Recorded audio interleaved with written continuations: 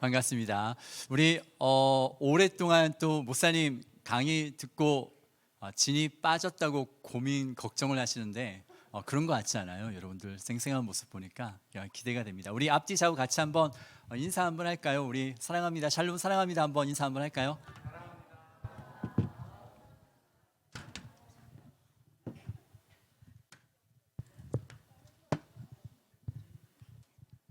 네, 저는 소개받은 대로 대전 CCC 대표를 섬기고 있고요.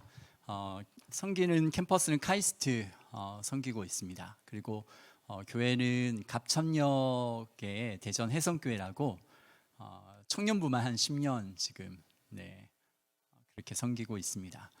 오늘 또 대전 중앙교회에 또 초대해 주셔서 또 귀한 또 말씀 함께 또 나눌 수 있게 되어서 영광이고 또 기쁨이고 또 감사하게 생각합니다.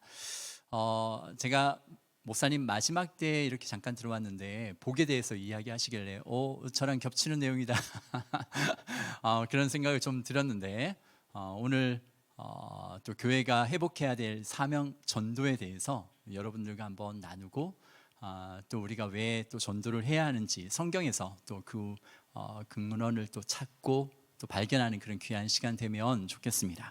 자, 제가 한번 기도하고 우리 시작할까요? 하나님 아버지 감사합니다. 거룩하고 영광스러운 주일날 우리가 또 하나님을 예배하게 하시고 또 찬양하게 하시고 그분의 이름을 높여드리게 하신 하나님의 은혜에 감사합니다. 이 시간 또 교회가 회복해야 할 사명 전도에 대한 강의를 함께 나눕니다. 하나님, 우리가 전도해야 되는 이유는 알고 있지만 중요한 것도 알고 있지만 하나님, 우리가 그렇게 하지 못했던 것들을 하나님 오늘 강의를 통해서 발견하고 내 자신을 점검하고 하나님 앞에 결단하고 헌신하는 귀한 시간 되게 하여 주옵소서. 감사합니다. 우리 주 예수 그리스도의 이름으로 기도합니다. 아멘. 여러분, 오늘 그 강의 제목이 교회가 회복해야 할 사명 전도에 대해서 함께 좀 나누고 싶습니다. 강우경 목사님 통해서 이야기를 듣기에는 올해 우리 청년부가 선교에 대한 전도에 대한 포커스를 맞춰서 가는 걸로 알고 있고 또 제주로 아울리치 가는 것도 제가 들어서 알고 있습니다. 그리고 매주 전도도 나가는 것들도 들으면서 굉장히 도전이 되고 이러한 지역 교회가 없는데 정말 대단하다라는 생각들을 참 많이 가지게 되었어요. 교회에 다니다 보면 전도가 중요한 건 알고 있는데 실제적으로 그 전도를 하는 교회가 없거든요. 그리고 어느 교회는 가면 우리 교회는 전도가 필요 없습니다라고 이야기하는 교회도 실제적으로 있어요. 목사님들을 만나보면. 근데 그럼에도 불구하고 우리 청년들이 앞장서서 전도하는 것을 보니까 굉장히 도전이 되고 우리 한국교회 또 대전중앙교회에 소망이 있다라고 생각이 됩니다. 네, 그런 의미에서 옆 사람에게 한번 격려해 주세요. 우리 잘하고 있어. 이렇게 한번.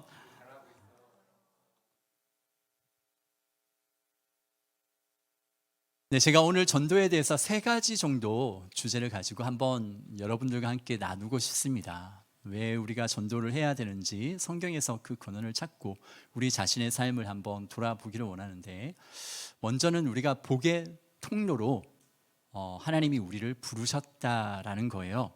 여러분, 창세기 12장 2절 강호경 목사님이 아마 말씀을 하셨을 것 같아요. 같이 한번 읽어볼까요? 시작. 내가 너로 큰 민족을 이루고 내게 복을 주어 내 이름을 창대하게 하리니 너는 복이 될지라. 하나님이 아브라함을 부르시면서 3가지의 약속 중에 하나죠. 그 복이 된다라는 것의 그 의미가 어떠한 것인지 여러분 들으셨나요? 네, 그렇죠. 듣긴 했을 텐데 분명히. 네, 복이 된다라는 것의 의미가 우리가 소위 생각하는 어떤 현세적이고 물질적인 그런 복은 아닙니다. 하나님이 그렇게 아브라함을 부르시지는 않으셨다라는 거죠. 하나님이 아브라함에게 말씀하신 복은 우리가 이 땅에서 받아 누리는 현세적이고 그런 물질적인 복은 아니에요. 이 복은 때로는 애매하거나 때로는 피상적인 것도 아니고 아무 곳에서나 쓸 수 있는 것도 아닙니다. 하나님이 아브라함에게 주신 복은 굉장히 선명하고 또한 어떤 한 사실을 가리키고 있다는 거예요.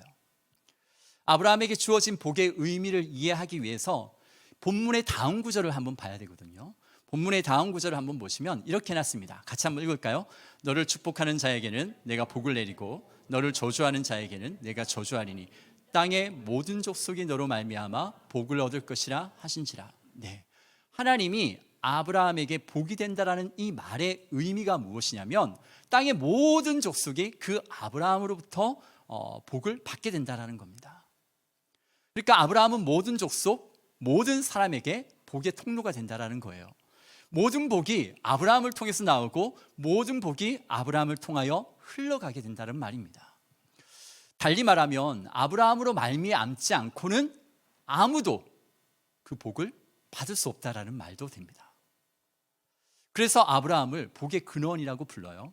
그런데 그 복이 뭘까? 그 복이 무엇인지를 알려면 갈라디아서 말씀으로 가야 됩니다. 여러분, 갈라디아서 3장 8절에 이 복이 어떤 복인지 나오는데, 또 하나님이 이방을 믿음으로 말미암아 뭐로 정하셨다? 의로 정하셨다. 아브라함에게 뭘 전하되? 복음을 전하되 모든 이방인이 너로 말미암아 뭘 받으리라? 복을 받으리라 하고 되어 있습니다. 그러니까 갈라디아서는 이 아브라함의 복을 분명하게 설명하고 있는데, 모든 이방인이 너로 말미암아 복을 받으리라. 이것이 오늘 본문의 그 복에 대한 내용입니다. 그런데 이 복을 어떻게 설명하고 있는지를 한번 잘 보셔야 돼요. 이 복을 어떻게 설명하고 있는지. 하나님이 이방을 믿음으로 말미암아 의로 정하실 것을 성경이 미리 알고 먼저 아브라함에게 복음을 전했다. 성경이 규정하고 있는 이 아브라함의 복은 바로 유대인이 아닌 이방인이 믿음으로 의로워지는 거예요. 이방인이 믿음으로 의로워지는 것. 우리가 생각하는 세상의 그 어떤 복이 아니라 이방인이 아브라함을 통해 믿음으로 의로워지는 것을 아브라함이 받았던 복이라고 규정합니다. 그러니까 주목하여 볼 것은 이 이방인이 믿음으로 의로워지는 과정을 한번 보십시오. 어떻게 이 이방인이 믿음으로 의로워지나? 먼저 하나님의 아브라함이 먼저 복음을 전함을 받았다라고 기록합니다. 이 아브라함을 통하여 모든 이방인에게 믿음이 전달된다라고 이야기하고 있어요. 그리고 이것을 모든 이방인이 너로 말미암아 복을 받는 것이다라고 이야기합니다. 갈라디아서 말씀을 조금 더 한번 살펴보면요, 앞구절에 이런 구절이 있어요. 아브라함이 하나님을 믿음에 그것을 그에게 뭐로 정하셨다? 의로 정했다. 의로 정했다라고 이야기해요. 그런즉 믿음으로 말미암은 자들은 아브라함의 자손인 줄 알지어다. 그러니까 저 말씀은 아브라함이 믿음으로 의롭다함을 받은 사실과 믿음으로 말미암은 자들은 아브라함의 자손임을 이야기하고 있습니다. 아까 보았던 8절 말씀, 아까 보았던 그 8절 말씀은 이러한 내용 다음에 나오는 구절이에요. 곧 하나님은 아브라함을 택하여서 복음을 전한 것입니다. 그로 인해 아브라함은 하나님을 믿어서 어떻게 되었다? 어떻게 되었다고요? 의롭게 되었어요. 의롭게 되었습니다. 아브라함은 이방인에게 그 복음을 전함으로 믿는 모든 자도 어떻게 되었다? 의롭게 되었을 뿐만 아니라 영적으로 아브라함이 자손이 되었다라고 이야기합니다. 따라서 오늘 본문인 창세기 12장 2절에서 아브라함이 복이 될 것이다라고 말씀하신 것은 다른 복에 대한 것이 아니에요. 현세적이고 물질적인 그런 복이 아닙니다. 이 복은 영적인 의미입니다. 영적인 의미가 담겨져 있어요. 믿음으로 의로워지는 것은 결국 곧 우리 어떻게 믿음으로 의로워지죠? 누구를 믿음으로?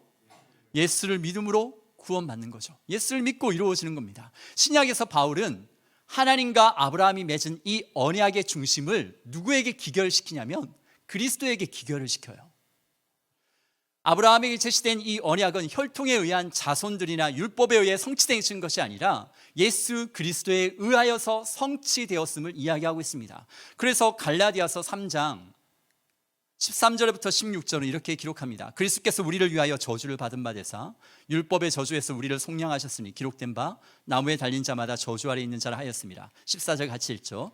이는 그리스도 예수 안에서 아브라함의 복이 이방인에게 미치게 하고 또 우리로 하여금 믿음으로 말미암아 성령의 약속을 받게 하려 함이라. 15절 제가 읽을게요. 형제들아 내가 사람에게 예대로 말하노니 사람의 언약이라도 정한 후에는 아무도 패하거나 더하거나 하지 못하느니라. 16절 같이요. 이 약속들은 아브라함과 그 자손에게 말씀하신 것인데 여럿을 가리켜 그 자손들이라 하지 아니하시고 오직 한 사람을 가리켜 내 자손이라 하셨으니 곧 그리스도라. 이 말씀에서 사도 바울은 그리스도의 이 대속적 죽음으로 우리를 구속한 목적 두 가지를 이야기하고 있습니다. 아브라함의 복이 유대인뿐만이 아니라 이방인에게 미치게 하려는 것, 또 믿는 자들이 성령의 약속을 받게 하려는 것, 이 두 가지를 이야기합니다. 이방인에게 미치는 아브라함의 복이 하나님의 약속이듯이 예수 그리스도를 말미암아 의롭게 되고 성령을 받게 되는 것 역시 하나님의 약속이라고 이야기합니다. 아브라함의 복은 믿음으로 인해 의롭다 함을 받은 영적 아브라함의 자손들에게 널리 미치게 되었고, 또한 성령의 약속은 예수님의 부활 이후에 성취되었죠. 그렇게 아브라함에게 약속하신 복은 다른 것이 아니에요. 아브라함에게 약속하신 복은 오직 예수를 믿음으로 아브라함의 자손 안에 들어와 구원을 얻는 것입니다. 따라서 아브라함의 후손, 곧 예수 그리스도로 말미암아 구원과 영생의 복을 누리는 누구든지 그 예수님을 믿기만 하면 누릴 수 있는 것이 아브라함에게 약속하신 그 복입니다. 그래서 로마서 4장 23절과 24절은 이렇게 이야기해요. 다시 같이 한번 읽을까요? 그에게 의로 여겼다가 기록된 것은 아브라함만 위한 것이 아니요 의로 여기심을 받을 우리도 위함이니 곧 예수 우리 주를 죽은 자 가운데서 살리신 이를 믿는 자니라. 아멘.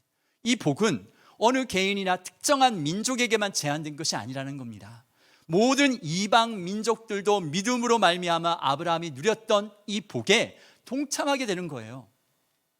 하나님은 아브라함을 택하셔서 큰 민족 곧 이스라엘을 거룩한 나라로 이루시고 궁극적으로 그 나라를 통해 온 인류가 하나님과 관계가 회복되어 구원을 얻게 되기를 바라셨습니다. 곧 땅의 모든 민족이 이스라엘을 통하여서 그 복을 받고 유일하신 참 하나님을 알 수 있게 하기 위함이었습니다. 그것이 온 인류를 향한 하나님의 구원 계획이셨어요. 창세기를 포함하여서 하나님이 수세기 동안 복의 통로로서 이스라엘을 부르신 내용을 구약 성경 곳곳에서 이야기하고 있거든요. 한번 보면 시편 67편 1, 2절 말씀은 이렇게 기록합니다. 하나님은 우리에게 은혜를 베푸사 뭘 주시고? 복을 주시고 그의 얼굴빛을 우리에게 비추사 주의 뭐를? 도를 땅 위에 주의 구원을 모든 나라에게 알리소서. 그 복도 그 주의 도, 주의 구원이라고 이야기합니다. 여러분 이사야 49장 6절 하반절 말씀에도 이렇게 기록해요. 내가 또 너를 이방인의 빛으로 삼아 나의 구원을 베풀어서 어디까지? 땅끝까지 이르게 하리라. 택한 이스라엘만, 유대인만이 아니라 땅끝까지 이르게 하리라. 여러분 그러나 이스라엘은 어떻게 했죠? 근데 이러한 복을 주셨는데 이스라엘 민족은 어떻게 했을까요? 이스라엘은 혼합주의 신앙과 또한 우상 숭배와 율법주의와 위선과 선민 사상에 빠져서 그 복의 통로의 사명을 망각해버렸어요. 오히려 하나님의 구원 계획을 방해하는 장애물이 됩니다. 장애물이 되었어요. 이스라엘은 하나님의 복을 받았으나 그 복을 나누기를 싫어했고 모든 나라의 모범이 되어야 할 그 이스라엘은 하나님의 나라의 확장에 방해가 되었어요. 하나님은 수많은 선지자들을 보내서 그 이스라엘이 회개하고 돌아오기만을 원하셨지만 이스라엘은 온 인류를 향하신 하나님의 구원 계획을 이해하지 못했습니다. 복의 통로가 되어야 하는 자신들의 사명을 완전히 망각해버린 거예요.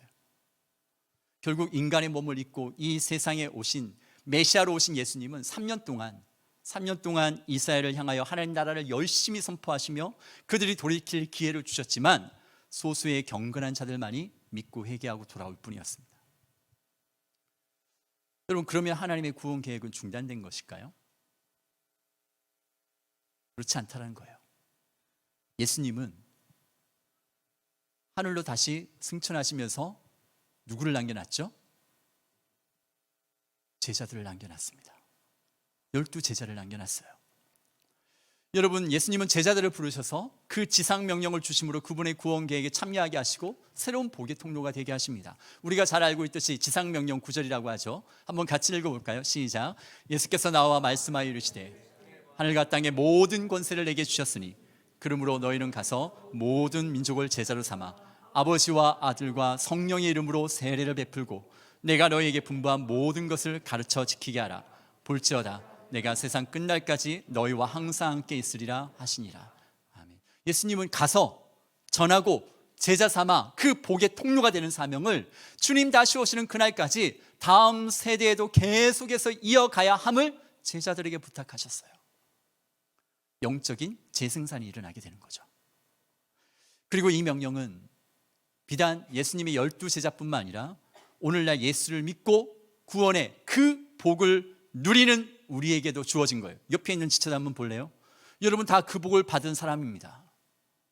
그렇게 보이지 않을지라도 위대한 복을 받은 사람이에요. 여러분들이. 여러분 이 명령이 오늘날 예수를 믿고 구원의 복을 누리는 우리에게도 주어져 있다는 겁니다. 예수를 믿어 오늘날 제자의 삶을 사는 우리가 새로운 이스라엘로 복의 통로의 역할을 대신하게 된 겁니다. 오늘날 이 시대, 이 세대 속에 그 복의 통로의 사명을 감당하는 그 자가 옆에 앉아 있는 자입니다. 그리고 여러분 자신이에요. 여러분 이 시대 속에 복의 통로요, 지상 명령 성취를 위한 다음의 주자로 살아가는 우리는 다양한 선교 전략을 세우고 또한 자원과 은사를 활용하여서 땅 끝까지 복음을 전하는 일에 우리는 적극적으로 참여해야 합니다. 여러분 이 일은 그리스도를 예수를 믿고 따르는 자들에게 있어서 해도 되고 안 해도 되는 것이 아니에요. 여러분 잘 아셔야 됩니다. 해도 되고 안 해도 되는 것이 아니라 반드시 해야 하는 전공 필수와도 같은 겁니다. 여러분 여기 대학생들 있죠? 전공 필수 안 하면 어떻게 되죠? 졸업이 안 되죠? 네, 졸업이 아닙니다. 여러분 이 복의 사명은요 우리에게 전공 필수와도 같은 거예요. 그래서 해도 되고 안 해도 되는 게 아닙니다. 다 해야 되는 사명이 우리에게 있어요. 옆에 있는 지체에게 한번 이야기해 줄래요? 너 이거 해야 돼. 복의 사명 감당해야 돼. 이야기 한번 해 줄래요? 네. 여러분 우리 믿음의 선배들이 어떻게 사셨는지 아세요? 우리의 믿음의 선배들은 이 주신 지상 명령 말씀에 순종하여서 민족 복음화와 세계 복음화를 위해서 헌신했습니다. 여러분 그 중에 우리 한국에서 찾는다면 그 중에 대표적인 사례가 바로 엑스플로 74입니다. 여러분 들어보셨나요? 1970년 급격한 산업화 과정에서 생긴 빈부격차와 노사 간의 갈등, 또한 6.25 전쟁 이후의 민족의 분단과 공산주의의 그 위협 등 어둡고 암담한 민족의 현실 가운데 한국 CCC를 설립하신 김중곤 목사님은 민족 복음화에 대한 꿈을 꿉니다. 그리고 1970년 마지막 날 제아의 종소리가 끝나자마자 1971년을 시작하면서 김중곤 목사님은 민족 복음화의 비전을 CBS 방송을 통해서 선포하게 하십니다. 그런 환경 속에서 이듬해인 1972년 김중곤 목사님은 미국 달라스에 있는 열리는 엑스플로 72에 참석하게 됩니다. 그런데 그곳에서 놀라운 영적 부흥의 그 운동 속에 감격하게 돼요. 그래서 그 김중곤 목사님은 내가 한국 땅에서도 소망이 보이지 않고 어둡고 암담한 이 한국 민족 가운데도 엑스플로 대회를 여서 영적으로 부흥과 영적으로 회복을 한번 해보고 싶다. 그 놀라운 꿈과 비전을요 동력자인 국제 CCC 창설자이신 빌브라이 목사님에게 나누고 또한 그것을 가지고 와서 한국에 돌아와서 CCC 간사님을 다 모았어요. 그리고 엑스플로 74를 선포하게 하십니다. 근데 1973년 경기도 입석수양관에 모인 전국의 그 당시 CCC 간사님이 70여 명이 됐는데 70여 명이 다 모였습니다. 근데 그 간사님들을 어떻게 하셨는지 아세요? 여러분 큰 전지 알죠? 전지 2장을 갖다가 매직으로 엑스플로 74가 불가능한 이유에 대해서 한 가지씩 다 적기 시작했어요. 도저히 할 수 없는 일입니다. 정부도 허가를 내주지 않을 겁니다. 재정은 어떻게 충당하죠? 우리에게 무슨 돈이 있어요? 더구나 30만 명을 어떻게 모읍니까? 여러분 당시에 한국 기독교 인구가 300만 명이었거든요. 여러분 하지만 김중곤 목사님 생각엔 변함이 없었어요. 74개가 됐는데 불가 항목이 74개 항목을 적어놓고 엑스플로 74 포기를 주장하는 간사들에게 김중곤 목사님이 질문을 던졌습니다. 여러분께 묻겠습니다. 민족 복음화는 하나님의 뜻입니까? 아닙니까? 간사들이 뭐라고 대답했을까요? 그게 어떻게 하나님의 뜻이 아니겠어요? 네, 하나님의 뜻입니다. 그러면 그 일을 하시는 분도 하나님이십니까? 간사님들 한마디도 못했어요. 그러면서 스가랴 4장 6절 말씀을 간사들에게 읽어줍니다. 이는 힘으로 되지 아니하며 능력으로 되지 아니하고 오직 여호와의 신으로만 가능하다. 민족 복음화가 하나님의 뜻이고 그 일을 하시는 분도 하나님이시라고 믿는다면 그 방법 또한 하나님이 주실 겁니다. 간사들이 펑펑 울면서 금식하며 4박 5일을 기도합니다. 민족 복음화를 위해서 금식하며 기도하고 이 개체가 성공적으로 일어나기 위해서 여러분 4박 5일간의 금식 기도를 마치고 각각 자기가 섬기는 그 도시로 가게 됩니다. 여러분 흩어져서 어떻게 하는지 아십니까? 말씀에 의지해서 에스폴로 7사의 성공적인 개최를 위해서 연합과 기도와 전도에 대해서 여러분 전국적으로 이 운동을 확산시킵니다. 심지어는 시단위, 군단위, 면단위까지 순장을 세워가지고 매일 밤마다 전도운동과 기도운동에 불을 붙여나가기 시작했습니다. 마을 곳곳마다 도시마다 전도운동이 일어나고 기도운동이 일어나기 시작했어요. 1973년입니다. 여러분, 그리고 에스폴로 7사 당일날 1973년 8월 여의도 광장에 무려 32만 3,419명이 재정을 등록하게 됩니다. 여러분, 저 인파예요. 여러분, 단 위에 저 있는 수많은 점들이 사람들입니다. 밑에도 성가대입니다. 밑에 빼곡하게 있는, 네, 여러분 매일 저녁 집회에 100만 명 이상씩 모였습니다. 당시 한국 기독교 인구가 300만 명이요. 32만 3,419명이요. 재정을 등록했는데 그 인원이 그냥 집회만 참석하는 게 아니라 수련회에 참석하는 것이 아니라요, 전도 요원 훈련을 받는 자들입니다. 사형리 교육을 받았어요. 여러분, 당시에 김중원 목사님 저녁 집회 메시지가 있는데 한번 들어보세요.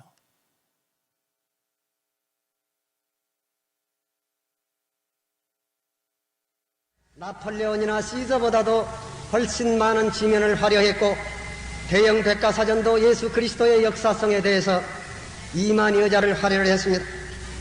그리스도 사건은 이것은 역사적인 사실이었습니다.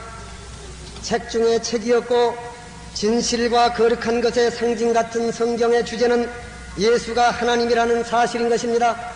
예수가 성경을 읽어보는 가운데 하나님이라는 사실을 발견하지 못하는 사람은 나폴레온 전기를 읽으면서도 나폴레온이 군인이라는 사실을 발견하지 못하는 사람과 마찬가지입니다.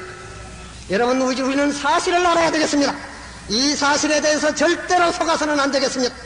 예수님께서 우리들에게 영생을 줄 수가 있는지, 우리가 예수를 믿으면 참으로 하나님의 자녀가 되었는지, 우리가 예수를 믿으면 참으로 영생을 얻고 하나님의 자녀되는 권세를 얻었고, 우리가 예수 그리스도를 믿으면 참으로 평화를 얻을 수가 있으며, 예수 그리스도는 참으로 우리에게 사랑을 줄 수가 있으며, 예수 그리스도는 참으로 우리를 다시 살릴 수가 있으며, 예수는 참으로 우리의 기도를 들을 수가 있으며, 예수 그리스도는 참으로 모든 인간을 새롭게 살 수 있는 생명력을 가지고 있으며, 예수 그리스도는 과연 다시 이 세상에 재림하는 것인지, 이 사실에 대해서 지상 최대의 진실을 우리는 선언해야 되겠습니다. 만일 이것이 사실이라면 이보다 더 기쁜 사실은 없을 것입니다. 이보다 더 급한 만민에게 전해야 될 소식은 없습니다. 병든 자에게 전해야 되겠습니다. 가난한 사람에게 전해야 되겠습니다. 자녀들에게 전해야 되겠습니다. 모든 사람들에게 급하게 전해야 되겠습니다. 소리를 모아서, 입을 모아서 우리가 지상 최대의 소리를 가지고 예수 그리스도는 하나님이고 예수는 다시 오실 것이며, 예수는 죽은 가운데서 사람을 살릴 것이며, 예수는 성령을 우리에게 줄 것이고 어떤 상황에서도 우리에게 사랑을 줄 것이며, 예수는 우리에게 기쁨과 평화를 줄 것이며, 예수는 사태를 변화시킬 것이며, 나라를 변화시킬 것이며, 세계를 변화시킬 것이며, 예수는 죽은 자를 살릴 것이며, 약한 것을 강하게 할 것이며, 더러운 것을 깨끗하게 할 것이며, 아름답게 할 것이며, 예수는 미움을 사랑으로 바꿀 것이며, 어두움에서 빛을 창조할 것이며, 우리나라의 소망이며 인류의 소망이며, 참으로 그것이 사실이라면 우리는 모든 것보다도 급하게 이 메시지를 전해야 되겠습니다. 네, 김중근 목사님은요, 민족의 암담한 현실 속에 유일한 소망은 복음밖에 없다고 생각했어요. 누구든지 그 복음에 예수 그리스도를 만나기만 하면 인생이 변하고 삶의 목적이 바뀌고 변화되어질 것을 꿈꾸었습니다. 저녁 집회 때마다 외쳤던 저 메시지는 다른 것이 아니었어요. 다 복음 메시지였습니다. 여러분, 이 기간 중에 4박 5일 동안 전도 요원 훈련을 받은 참가자들이요, 전도 요원 훈련을 받았는데 이 4박 5일의 기간 동안 참가자들이 사형리로 42만 3천 명에게 복음을 전합니다. 이 기간 동안에만. 그 중에 27만 3천 명이 주님을 영접하는 간격이 일어납니다. 8월 17일 마지막 날에는 전도한 사람들을 다 초대해가지고 전도 집회로 복음을 전했어요. 전도 훈련 받은 사람들이 전국 곳곳에 흩어져가지고 마을마다 도시마다 복음을 전하고 마을마다 교회를 세우기 시작합니다. 여러분, 1년 후에 한국 기독교 인구가 110만 명이 늘어서 400만 명이 되어집니다. 교회가 마을마다 세워지고 80년대 초에는 개신교인 수가 1000만 명이 이르게 됩니다. 더욱이 비를 맞으면서요, 저 기간 동안 비를 맞으면서 새벽까지 이어지는 철야 기도회는 매일같이 10만 명 이상씩 모였습니다. 밤 10시부터 시작해서 새벽 4시, 5시까지 저 아스팔트 위에 앉아 비를 맞아가며 민족 복음화와 한국 교회를 위해서 기도했습니다. 복음을 전할 수 있는 태신자를 놓고 기도했어요.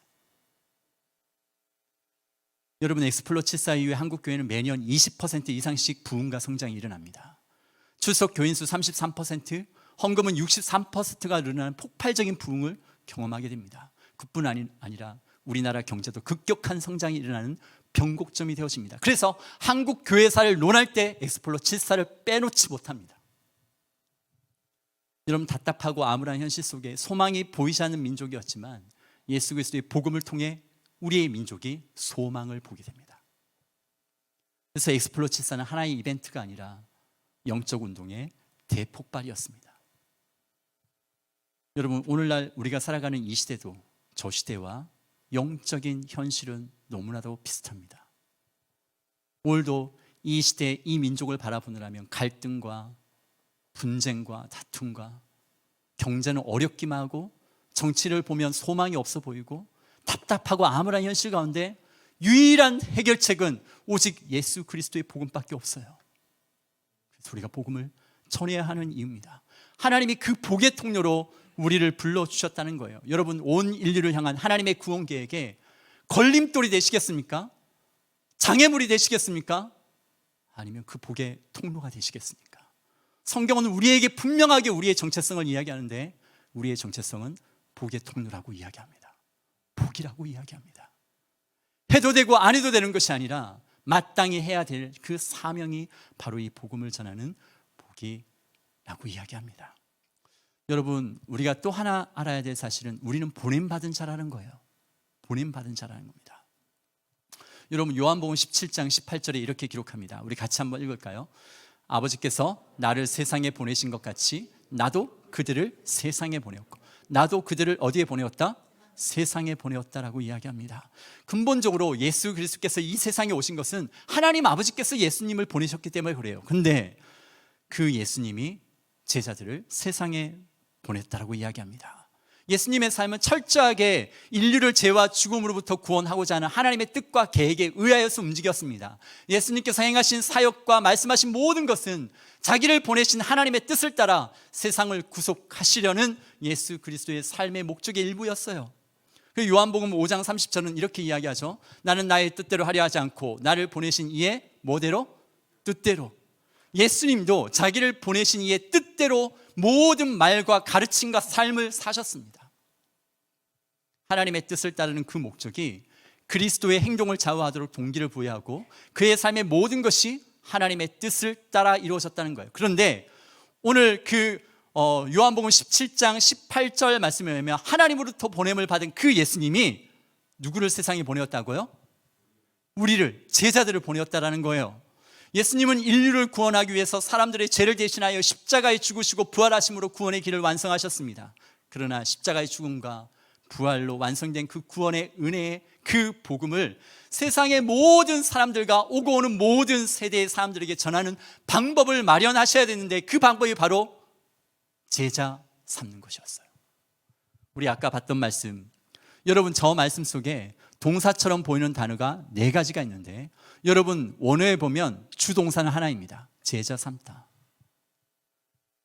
가라, 세례를 베풀다, 가르쳐 지키게 하다, 이건 분사형입니다. 동사를 수식하는 거예요. 그러니까 예수님께서 제자들에게 하신 마지막 위임 명령은 뭐냐면, 너 가서 제자 삼으라 라는 거예요. 제자 삼아서 똑같이 이 복음을 가르쳐서 또한 그들로 하여금 이 말씀을 가르쳐 지키게 하라라는 것이죠. 여러분, 이것은 예수님께서 12제자에게만 주신 것이 아니라 오고 오는 모든 세대의 하나님의 모든 자녀된 자들, 그리스도의 제자로 현재를 살아가는 우리들에게 주신 말씀이에요. 그리고 이러한 주의 명령을 수행하도록 주님이 우리를 이 땅 가운데 보내셨다라는 겁니다. 여러분, 우리가 보냄을 받은 자라는 것을 알려고 할 때 3가지를 아는 것이 중요합니다. 3가지를 아는 것이 중요해요. 먼저는 나를 보낸 자가 누구인가를 알아야 합니다. 또한 나는 어디로 보냄을 받았는가를 알아야 됩니다. 그리고 마지막은 내가 해야 할 일이 무엇인가를 알아야 됩니다. 먼저 우리는 이 세상에 보내신 분이 누구라고요? 누가 우리를 이 세상에 보내셨다고요? 하나님, 주님이 보내셨습니다.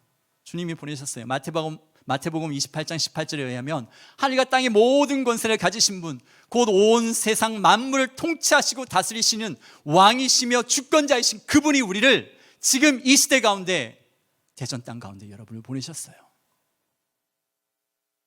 고린도후서 5장 20절은 이렇게 이야기합니다. 네, 같이 한번 읽어볼까요? 시작.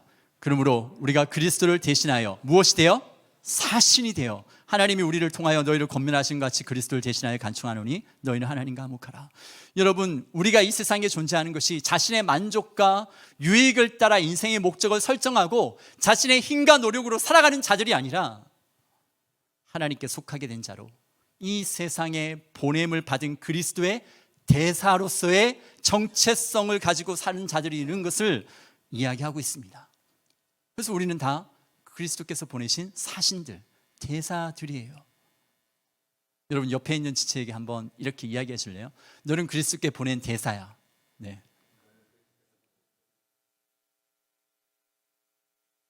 여러분, 그렇기 때문에 우리가 비록 이 세상에 속하여 있지만 세상의 가치와 기준대로 살 수 없고 세상과 차이를 만들어내는 존재로 하나님의 뜻을 우리의 삶의 행동과 삶의 방식을 통하여 이 세상에 보여주어야 합니다.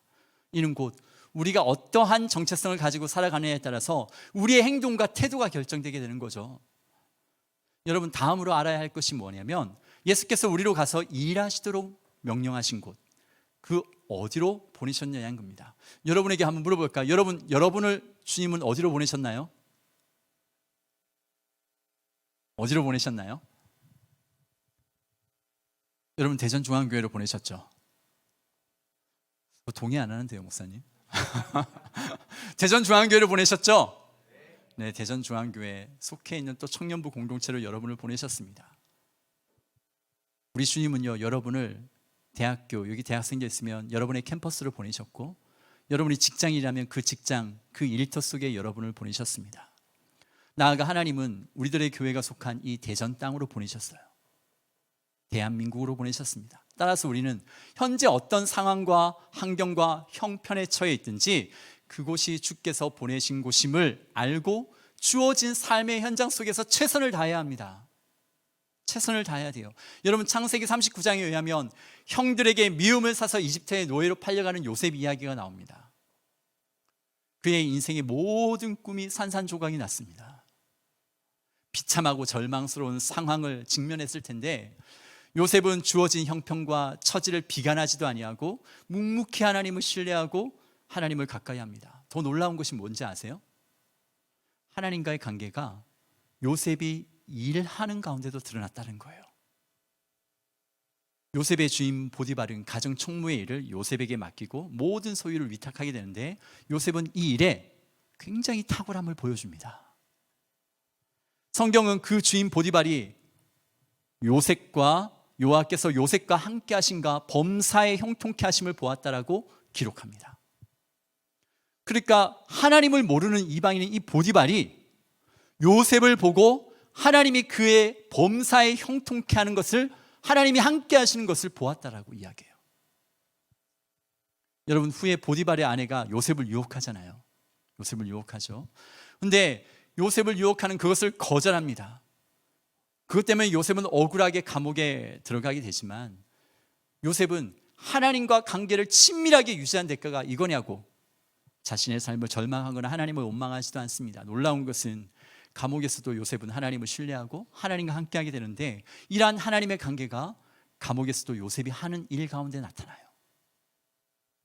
간수장이 옥중 제수들과 함께 재반 모든 사무에 대한 그 일을 누구에게 맡기냐면 요셉에게 맡깁니다. 요셉은 비록 자신에게 비참하게 주어진 그 절망스러운 상황이었지만 묵묵히 그 안에서 건설적이고 생산적인 일을 해냅니다. 요셉의 신앙의 인격이 그 일상에서 드러난 거예요. 그 신앙의 인격이 그의 일상의 삶들 가운데 드러난 겁니다. 주님께서, 하나님께서 그를 보내신 곳에 요셉의 신앙의 인격이 드러난 거예요. 여러분, 그리고 그 일 후에 하나님의 함께 하심으로 후에 어디까지 오르죠? 요셉이 총리까지 오릅니다. 그리고 자신의 가족 모두를 살리는 하나님의 일하심도 경험하게 돼요. 여러분, 우리가 있는 삶의 현장이 있잖아요. 우리를 그곳에 보내신 하나님은 실수가 없으십니다. 그곳에서 우리 각자를 향한 특별한 계획을 가지고 여러분을 부르셨어요. 대전중앙교회 하나님이 특별한 목적을 가지고 부르셨습니다. 대전 땅 가운데 특별한 목적을 가지고 여러분을 부르셨어요. 이 민족 가운데 여러분을 부르셨다라는 거예요.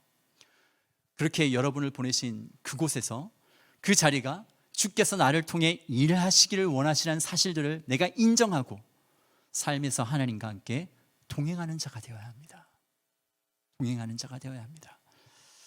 여러분, 우리가 알아야 할 것은 또 자신이 해야 할 일들이죠. 이게 중요합니다.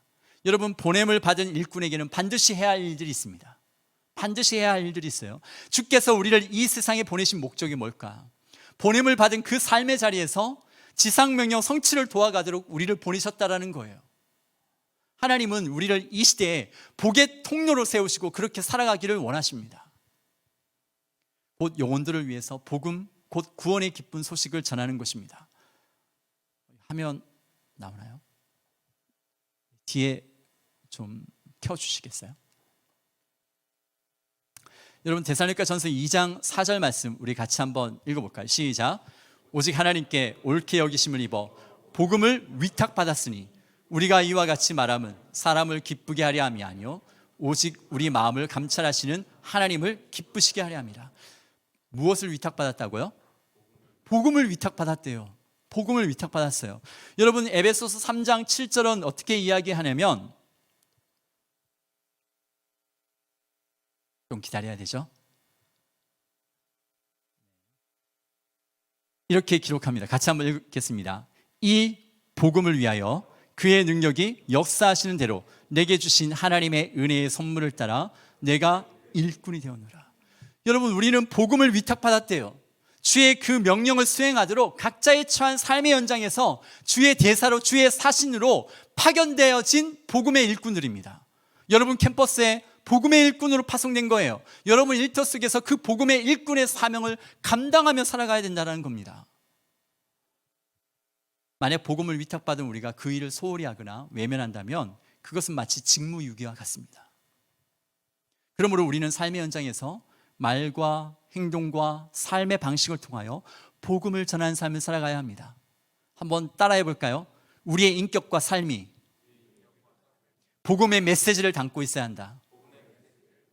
네, 복음의 메시지를 담고 있어야 돼요. 여러분의 인격과 여러분의 삶의 방식이 복음의 메시지를 담고 있어야 돼요.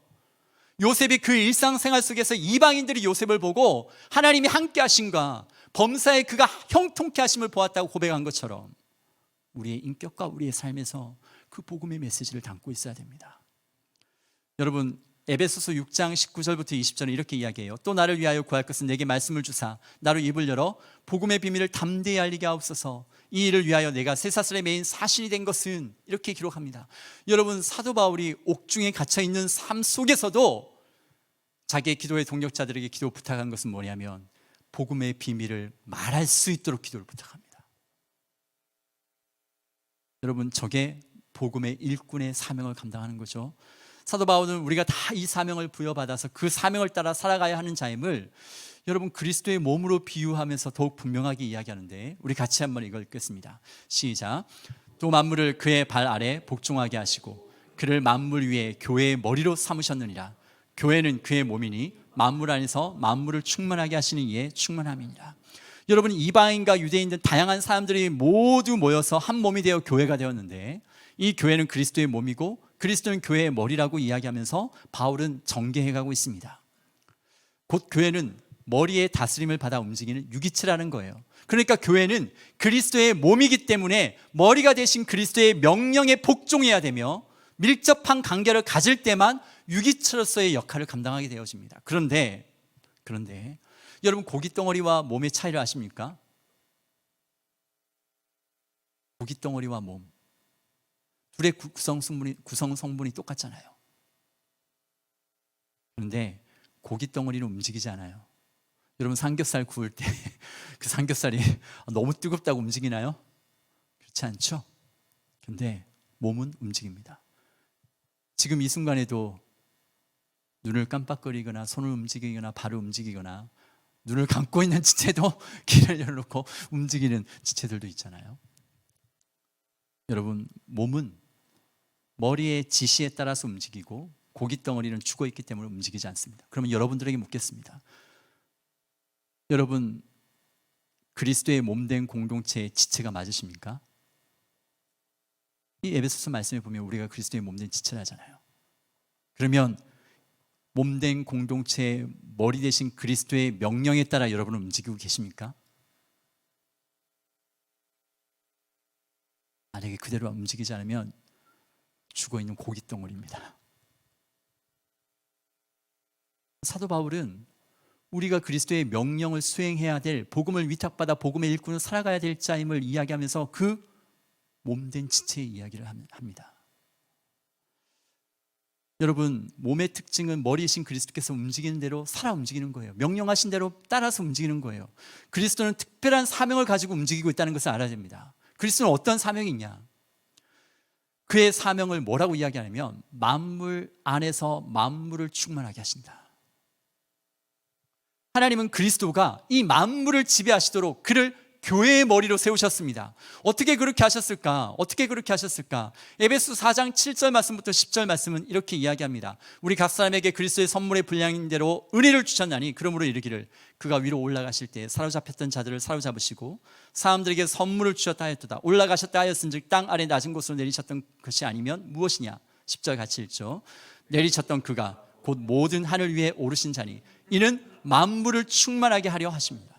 여러분, 저 말씀에 의하면요, 만물을 충만하게 하시려고 하나님이신 그분이 사람이 되어 낮고 낮은 이 땅 위에 오셨습니다. 그분이 누구죠? 예수 그리스도입니다. 인류의 죄를 대속하시려고 십자가에 죽으시고 장사 지낸 바 되셨지만 죽음을 이기시고 부활하심으로 죄와 사망을 이기셨어요.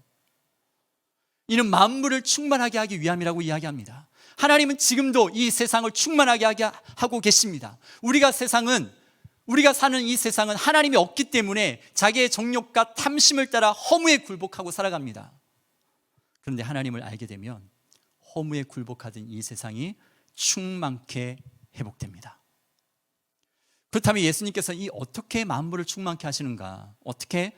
다음 구절에서 이 이야기를 하고 있는데 주목해서 봐야 됩니다. 예수님이 이 만물을 어떻게 충만하고 계시냐? 우리 같이 한번 읽어보겠습니다.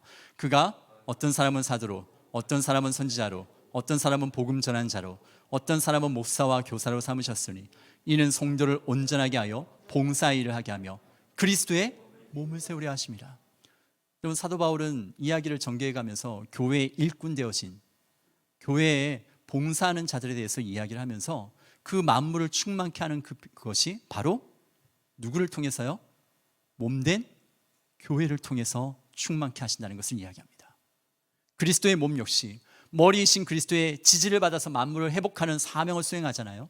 그 속에 있는 개개인을 회복하고 사람들과 사람들 사이의 관계를 회복하고 사회를 회복하고 문화를 회복하고 자연 생태계를 회복하는 것이 예수 그리스도께서 이 땅 위에 오셔서 자기 몸을 십자가에 내어주신 그 복음의 비밀, 교회를 통해서 그 일을 하게 하는 것으로 만물을 충만하게 하십니다. 하나님이 이런 이 일들을 누구에게 맡기셨냐면 우리에게 맡기셨어요. 다른 사람에게 맡긴 것이 아니라 우리에게 맡기셨어요. 여러분, 자신의 비전과 자아 성취만을 위해서 살아가는 이 세상에서 우리는 그리스도의 몸을 통해 공동체에서 주시는 비전을 품고 어떻게 하나님의 꿈을 이루어 드릴까 고민하면서 이루어 나가는 존재가 되었습니다. 이 사명을 감당함으로 그리스도의 몸이 되는 것이 아니라 우리가 이미 그리스도의 몸입니다. 이미 그리스도의 몸이에요.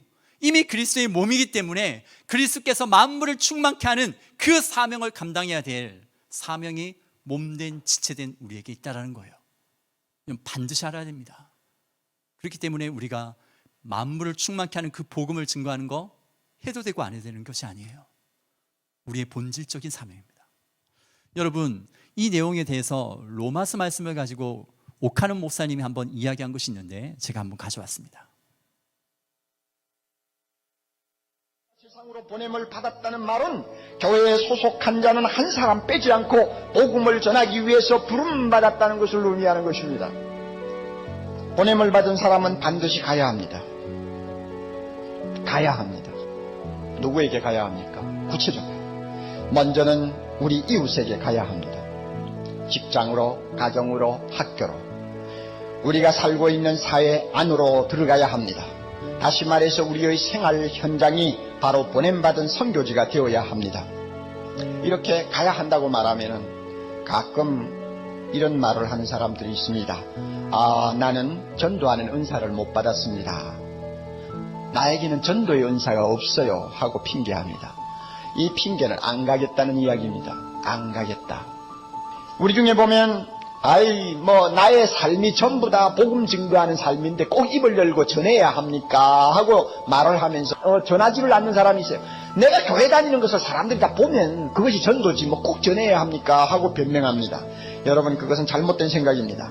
빛과 소금 노릇을 하면서 말하지 아니하면 그것은 전도가 되지 않습니다. 복음은 전하라고 주신 것이지 보게 하라고 주신 것이 아닙니다. 전파하는 자가 없이 어찌 들으리요? 듣지 못한 일을 어찌 믿으리요? 그렇죠? 전해야 합니다. 그러므로 우리의 인격과 우리의 삶이 메시지를 담고 있어야 합니다. 날마다 점검하십시오. 네, 여러분, 우리는 언제든지요, 내가 주를 위해서 무엇을 해야 하겠다고 생각하지 말고 그분이 내게 원하시는 것이 무엇인지를 알아야 됩니다.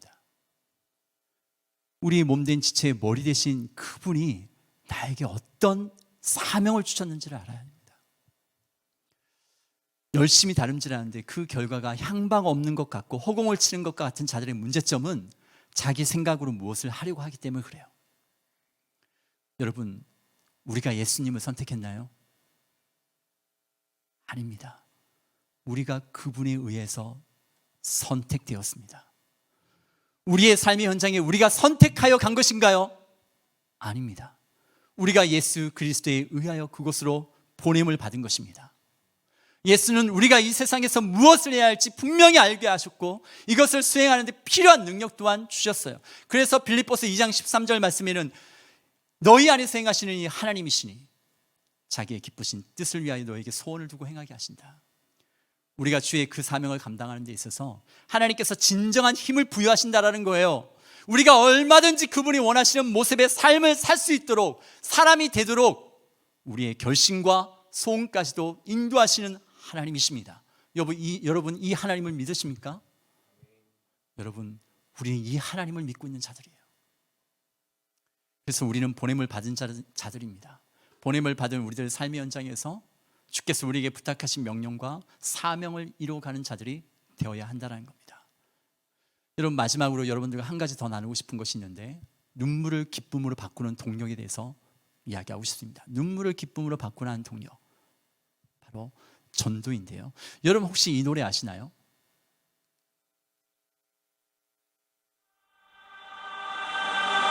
내 피땀 눈물 내 마지막 춤을 다 가져가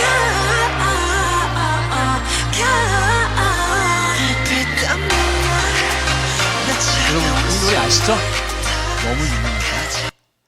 여러분 원래 피땀 눈물이 여러분 저 방탄소년단은 매혹적인 사랑을 위해서 피와 땀과 눈물까지 다 모두 바치겠다 이런 의미예요. 여러분 이런 사랑하고 계시는 우리 형제 자매들 혹시나 여기 계신가요? 이 정도까지는 아니다라는 반응이네요. 여러분 근데 세상은 완전한 사랑을 찾고 있지만 불완전한 세상에서 그 완전한 사랑을 찾을 수가 없습니다. 근데 피땀 눈물을 먼저 이야기한 사람이 있어요. 바로 저 터툴리안이라는 사람입니다. 라틴 신학의 아버지자 초대 교부로 살았던 터툴리안입니다. 어떻게 이야기하냐면 교회라는 나무는 세 가지 액체를 먹고 자란다. 빨간 것이 한번 읽어볼까요? 순교의 피, 수고의 땀, 기도의 눈물. 네, 피땀 눈물입니다. 방탄소년단이 표절한 건 아닌지 모르겠어요. 근데 사실 이 피땀 눈물은 하면 누가 떠오르죠? 네, 맞아요. 예수님입니다. 마지막 잡히시기 전날 겟세마네 동산에서 기도하실 때 제자들을 위해 기도하시며 고난의 잔 앞에서 아버지의 뜻을 간절히 구했던 예수님의 기도 가운데 땀이 땅에 떨어지는 핏방울 같이 되었다라고 이야기합니다. 여러분 터툴리안이 이야기했던 피땀 눈물의 고백 속에 주의 몸된 교회를 위해 피와 땀과 눈물을 모두 들여 헌신했던 믿음의 선배들이 보여집니다.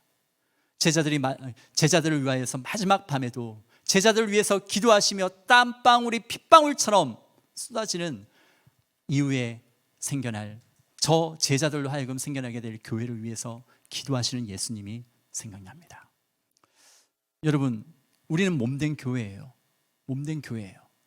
근데 몸된 교회는 머리 대신 그리스도의 사명을 행하여야 합니다. 근데 그 사명이 우리가 아까 함께 나누었던 교회를 통해 만물을 충만케 하는 것이죠. 즉 복음을 증거하며 복음을 통해서 이 세상을 회복하는 것입니다. 그 복음에는 능력이 있고 회복이 있습니다. 능력이 있고 회복이 있어요. 사도행전 7장에 보면 스데반 집사가 돌에 맞아 순교하는 내용으로 끝이 납니다. 그 일로 예루살렘에 큰 박해가 일어나고 그리스도인들은 유대와 사마리아로 다 뿔뿔이 흩어지게 되어집니다. 여러분 그리고 나서 사도행전 8장이 시작되는데 사도행전 8장 2절에 보면 스데반 집사의 죽음으로 크게 울더라. 큰 울음이 있었습니다. 그런데 그 단락 사도행전 8장 8절에 가면 어떻게 기록하고 있냐면 그 성에 큰 뭐가 있다? 기쁨이 있다. 눈물이 기쁨으로 바뀌었습니다. 그럼 그 사이에 어떤 사건이 일어났는지를 봐야겠죠. 과연 어떤 사건이 저들로 하여금 눈물을 기쁨으로 바꾸게 했을까? 바로 이겁니다. 같이 한번 읽을까요? 사도행전 8장 4절. 그 흩어진 사람들이 두루 다니며 뭘 전할세? 복음의 말씀을 전할세. 뭘 전할세? 복음의 말씀을 전할세. 눈물을 기쁨으로 바꾸게 한 동력이 뭐냐? 복음입니다. 바로 복음을 전한 것이 그 눈물을 기쁨으로 바꿔 놓았습니다. 여러분 아까 제가 두 가지 정도 그리스도인의 본질적인 사명에 대해서 이야기했는데 우리는 복의 통로죠. 그리고 우리는 그리스도께서 우리를 보내셨고 보냄받은 우리의 삶의 현장 가운데 복음을 전하며 살아가야 될 사명이 있다는 것을 보았습니다. 몸된 교회 되어진 지체로서의 그 사도 바울의 이야기도 보았습니다. 여러분 그리스도인은 본질적인 사명을 감당할 때 기쁨이 있습니다. 한번 따라해 볼까요? 그리스도인은 본질적인 사명을 감당할 때 기쁨이 있다. 기쁨이 있습니다. 내 안에 기쁨이 있는 거예요. 나뿐만 아니라 내 삶에 있는 삶의 현장 가운데 기쁨을 줄 수 있습니다. 절망 가운데, 낙담 가운데, 낙심 가운데 있는 자들에게 소망을 줄 수가 있어요. 희망이 무엇인지를 보여줄 수가 있습니다. 여러분 오늘날 한국 교회는 위기라고 이야기해요.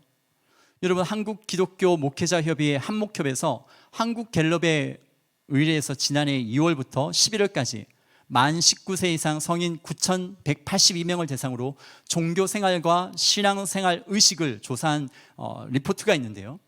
여러분 종교 인구가 저 종교는 뭐 기독교, 불교, 천주교 다 해서 종교 인구가 언제 꺾이게 되죠? 무신론자보다, 종교 없는 사람보다 2015년인가요? 2017년 정도 되죠. 2017년 정도부터 무종교인이 종교인보다 역전하게 되어집니다. 여러분 현재 우리나라가 개신교 인구가 전체 인구가 5,143명이라고 나와 있는데 771만 명이 추정된다라고 결과가 나와 있습니다. 여러분 저기를 한번 보시면 여러분 개신교 인구가 771만 명인데 지난 2015년 통계청의 인구주택 총조사 결과 나온 개신교 인구가 몇 명이었냐면 967만 명이었어요. 약 몇 명이 줄었죠? 200만 명이 줄었습니다.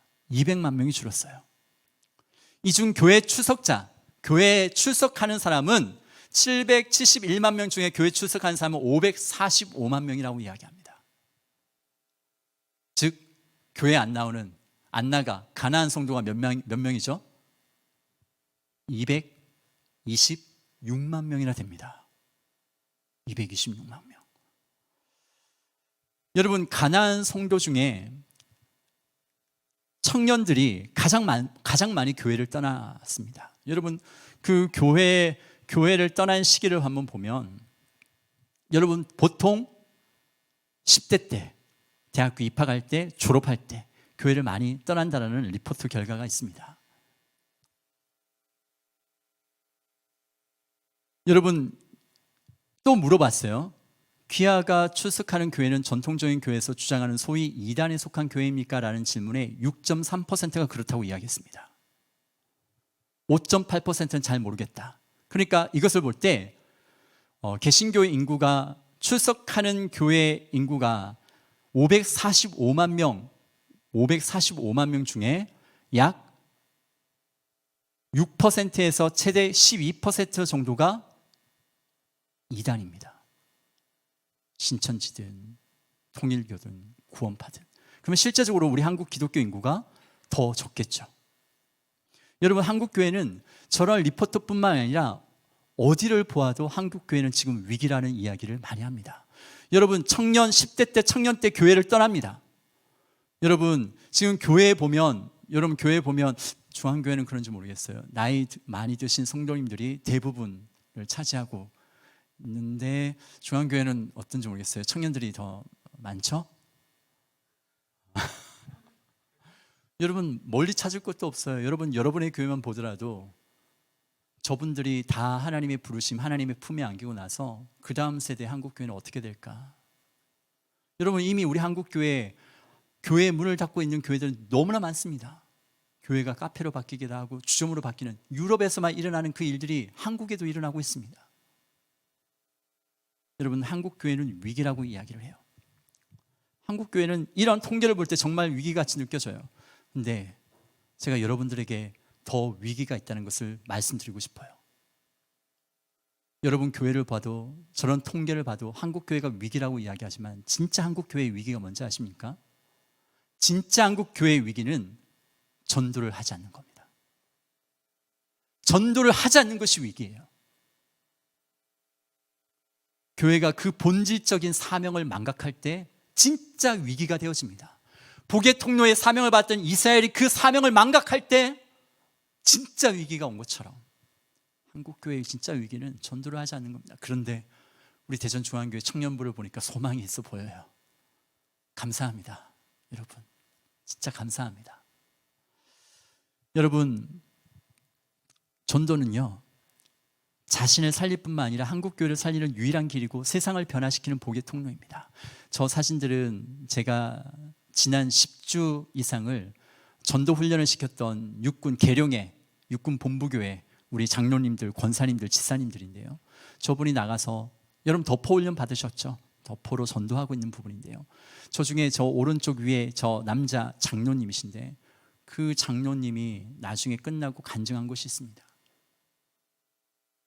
자기는 처음에 전도의 중요성을 알고 있었는데 전도는 권사님들이나 시간 많이 남는 여자 지사님들이 하는 거라고 생각했었대요.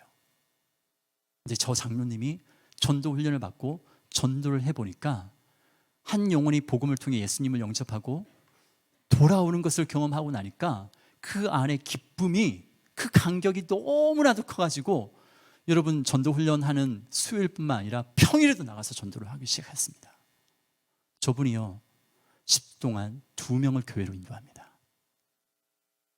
자신 안에 그 기쁨과 간격을 주체할 수가 없어서 그 복음이 자신의 기쁨을 주고, 전도는 시간 남는 사람들만 하는 것이라고 생각했던 자신의 생각을 깨버리고 자기의 본성을 거슬러서 전도하기 시작했을 때 자기뿐만 아니라 주변의 사람들까지, 여러분 저 장로님의 저 헌신이 어떤 일을 하는지 아십니까? 방학 때 남자 성도님들 대상으로 전도훈련을 또 해달라고 이야기했어요. 방학 때 7월 8월 달 또 8주 갑니다. 여러분, 저분이 왜 저런 기쁨을 감격하게 되었을까요? 그리스도인은 본질적인 사명을 감당할 때요, 하나님이 주시는 기쁨이 있어요. 풍성함이 있습니다. 여러분, 우리 한국교회 믿음의 선배들은 어떻게 했는지 아십니까? 여러분, 날연보라고 들어보셨나요? 날연보. 한번 영상 한번 볼까요?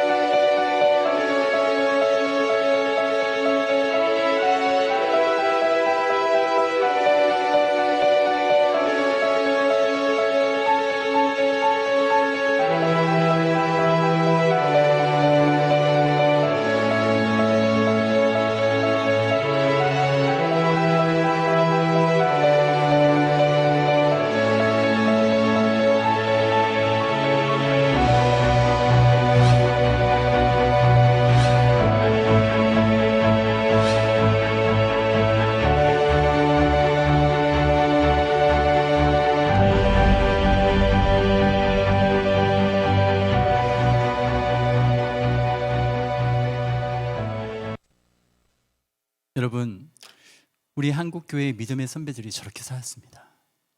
하나님 앞에 드리고 싶은데 물질이 없어서 자신의 날, 자신의 시간을 드렸어요. 그날은 아무것도 하지 아니하고 오직 복음을 전하는 것만 했습니다. 왜? 자신이 복음을 통해서 예수님을 만나서 인생이 바뀌었거든요. 새로운 삶을 살게 되었어요. 그 기쁨, 그 간격이 주체가 안 되어서 어린아이, 초등학생들 용돈을 모아서 전도지를 받아가지고 사서 복음을 전하기 시작합니다. 이게 한국 교회의 위대한 믿음의 역사예요.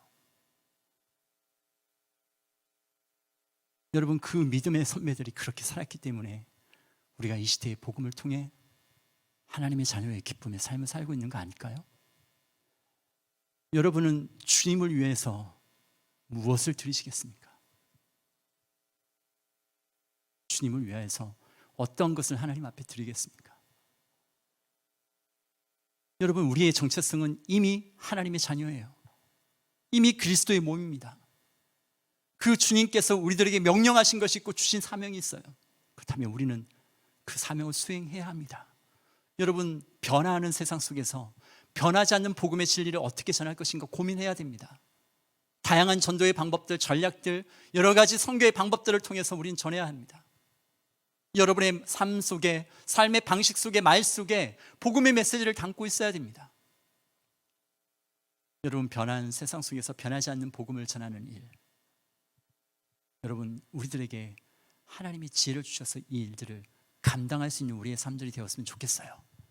여러분, 중앙교회에서 전도하는 거 여러분 하나님이 진짜 기뻐하실 겁니다. 여러분 안에 이 복음을 전하는 것을 통해 가지고요, 여러분 안에 말로 형용할 수 없는 하나님의 풍성하심과 기쁨을 주실 거라고 믿습니다. 그리고 여러분이 복음을 전하는 것을 통해 여러분 주변의 삶의 현장이 변화되어질 것을 저는 믿습니다. 여러분, 저는 마지막으로 이렇게 여러분에게 이야기하고 싶습니다. 예수 그리스도의 복음이 유일한 소망입니다. 절망스럽고 낙담 가운데, 낙심 가운데 빠져있는 이 민족을 볼 때, 한국 교회의 위기라고 할 때 여러분 그 눈물을 기쁨으로 바꿀 수 있는 동력, 그 절망을 바꿔 소망으로 바꿀 수 있는 동력, 유일한 복음입니다. 그 복음을 전하며 살아가는 우리 대전중앙교회 청년부가 되기를 주의 이름으로 축원합니다.